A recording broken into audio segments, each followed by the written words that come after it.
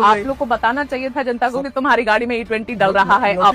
Madam जल्दी मत करिए, थोड़ा समझ लीजिए। ठीक है, आप बताइए, मगर सवाल तो आएंगे सर। पहले तो नितिन गडकरी जी ने कभी ये बात नहीं मानी थी कि एथेनॉल से माइलेज कम होती है। जब हरदीप पुरी जी ने ये बात मानी तब उन्होंने मानी। ब्लेंडेड पेट्रोल जब यूज कर रहे हैं तो माइलेज कम हो रही कि नहीं, बस इतना ही पूछा मैंने। आप गलत बोलती हो, फिर समझो। देश की जनता अभी सीरियसली कंफ्यूज है कि नितिन गडकरी जी के पास पेट्रोलियम का कारभार है कि इनके पास ट्रांसपोर्ट का डिपार्टमेंट है। आप एथेनॉल के ब्रांड एम्बेसडर बन के बैठे हुए।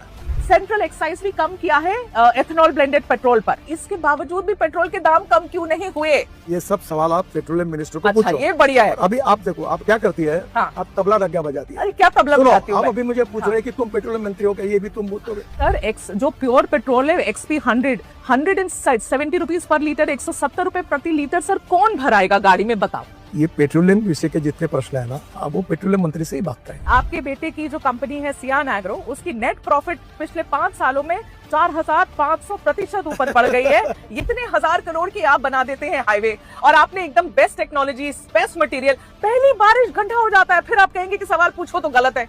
ऐसे कैसे? मैं एंटी नेशनल थोड़ी हो जाऊंगी सवाल पूछूंगी तो। मैं आपको दिल्ली देहरादून पूछूंगी, सर उस पे गड्ढे हुए थे सर। तो आप सबको पेड कैंपेन बोलेंगे, आप कहेंगे सब पेड कैंपेन है, सब ऐसे लोग हैं। ऐसे नहीं, जनता के भी सवाल है ना सर, कभी तो मान लेना चाहिए। अगर कोई बात झूठ बोलने से डिफेमेशन केस होती है। हाँ, आपने ये जो पढ़ा, इसके ऊपर मैं आपके ऊपर डिफेमेशन केस भी कर सकता हूँ।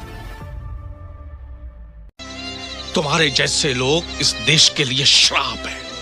पहले सपने दिखाते हैं और फिर कहते कि नहीं, ऐसा नहीं हो सकता।